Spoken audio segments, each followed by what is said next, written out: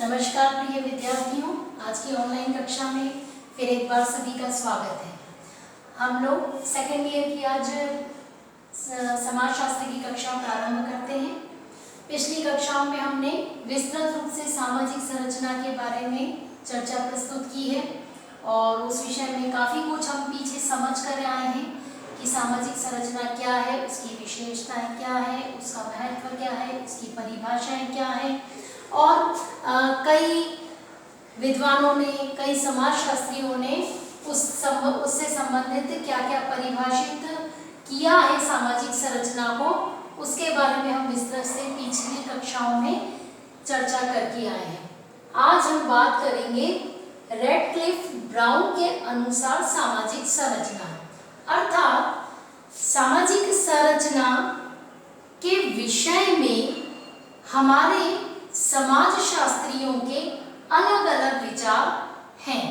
ठीक है, तो अलग अलग विचार होने के कारण हर किसी ने सामाजिक संरचना को अपने अनुसार समझाने का प्रयत्न किया है। तो ऐसे ही एक समाजशास्त्री हैं रैडक्लिफ ब्राउन, जिन्होंने सामाजिक संरचना को अपने संदर्भों में समझाने का प्रयत्न किया है। उसी पर हम लोग आज यहाँ पर बात करेंगे। ठीक है, तो उसको समझाने के लिए उन्होंने सामाजिक संरचना की अपने अनुसार कुछ विशेषताएं बताई हैं। वो विशेषताएं क्या हैं?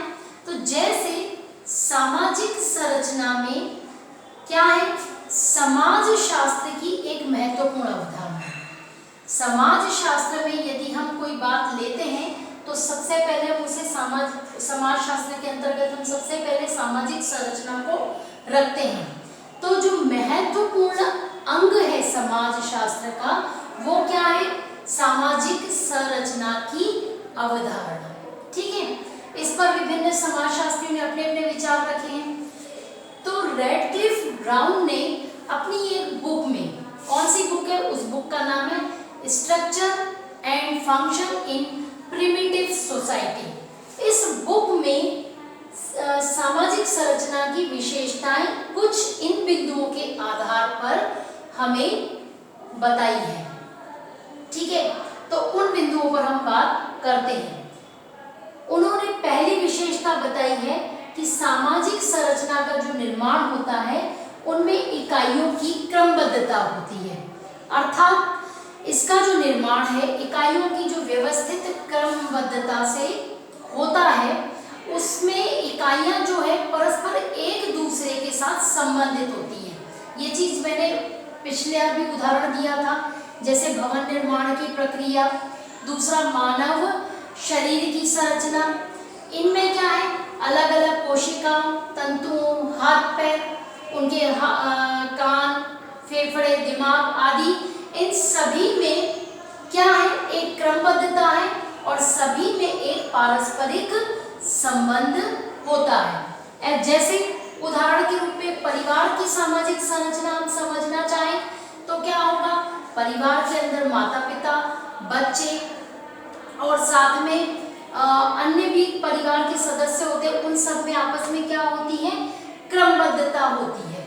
ठीक है, तो ये क्या हो गया? मुख्य सामाजिक संरचना का निर्माण जो है वो इकाइयों की क्रमबद्धता से होता है। दूसरी बात है, सामाजिक संरचना की इकाइयां मनुष्य है, अर्थात क्या है कि जो भी हमारी सामाजिक संरचना के अंतर्गत हमें दिखाई देता है, ब्राउन के अनुसार मनुष्यों को ही सामाजिक संरचना की इकाई माना गया है। उनमें परस्पर क्रमबद्ध रूप से वह सभी से संबंधित होता है। मनुष्य को यदि हम जानने का प्रयत्न करें तो मनुष्य का संबंध सभी से होता है। केवल एक अपने आप में अलग थलग रहकर के मनुष्य का अस्तित्व नहीं होता।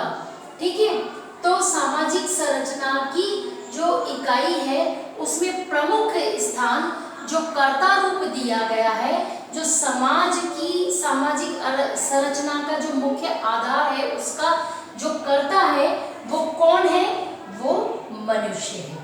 ठीक है, तीसरी बात हम करते हैं कि सामाजिक संरचना मूर्त है। सामाजिक संरचना मूर्त है अर्थात क्या? तो सामाजिक संरचना की निर्माणक जो इकाई है उसका जो आधार है वह मनुष्य है। तो जो मनुष्य है उसका कोई ना कोई रूप, रंग, आकार, ऊंचाई अवश्य ही होती है। तो इसीलिए ही उसे हम मूर्त कहते हैं। क्यों? क्योंकि जो चीज हमें दिखाई देती है, जिसका कि सामने अस्तित्व हमें हमारे सामने दृष्टिगोचर है, जो दृश्यमान चीज है, उसे हम मूर्त रूप देते हैं। तो ऐसे ही मनुष्य जो है, जो कि सामाजिक प्राणी है, वो एक सामने दिखाई देता है, हम उसे अस्तित्व में हमारे है, उसे हम मूर्त कहते हैं। ठीक है। अगला रेडक्लिफ ब्राउन के अनुसार सामाजिक संरचना के अंतर्गत उन्होंने क्या चीज बिंदु को विशेष माना है कि सामाजिक संरचना क्या है? वह गतिशील और उसमें निरंतरता पाई जाती है। अर्थात सामाजिक संरचना को यदि हम समझें तो वो मकान की तरह स्थिर नहीं है, उसमें क्या है? निरंतर गतिशीलता है, उसमें निरंतर गति बनी हुई है। जैसे उदाहरण से इसे हम समझें कि जन्म से लेकर मृत्यु तक हमारा पूरा जीवन काल जो है वो कैसे बदलता है कि सबसे पहले हम शिशु से युवा होते हैं, युवा से प्रौढ़ अवस्था, प्रौढ़ से वृद्ध अवस्था, ऐसे हमारा संपूर्ण जीवन काल जिस अलग अलग अवस्थाओं से होकर गुजरता है, अर्थात उसमें परिवर्तन आता है, उसमें निरंतर गतिशील होते हैं। इसी प्रकार से पूरी सामाजिक संरचना में हम देखें तो उसमें वो दिखाई हमें स्थिर देती है, लेकिन वह मकान की तरह स्थिर न होकर के उसके जो विशेष गुण है उसमें गतिशीलता का गुण पाया जाता है। अगला बिंदु है परिवर्तनशीलता। तो परिवर्तनशीलता का क्या अर्थ है? सामाजिक संरचना गतिशील होने के कारण वह परिवर्तनशील भी है। तो सामाजिक संरचना के स्वरूप में सामाजिक उद्विकास और प्रगति के कारण उसमें परिवर्तन होता रहता है। ठीक है। अगला आखिरी बिंदु है संस्थाओं का महत्व। तो संस्थाओं का महत्व क्या कि प्रत्येक सामाजिक संरचना में विभिन्न प्रकार की संस्थाएं, प्रथाएं, परंपराएं, ये सब इन सब का अस्तित्व हमारे समाज के अंतर्गत रहता है। साथ ही प्रत्येक समाज में कुछ नियम, कुछ कानून, कुछ परंपराएं ये सब होती हैं जो कि सामाजिक संरचना को संचालित और नियोजित करती हैं। अर्थात इन सामाजिक संरचना का जो अस्तित्व है वो सामाजिक संरचनाओं पर निर्भर करता है।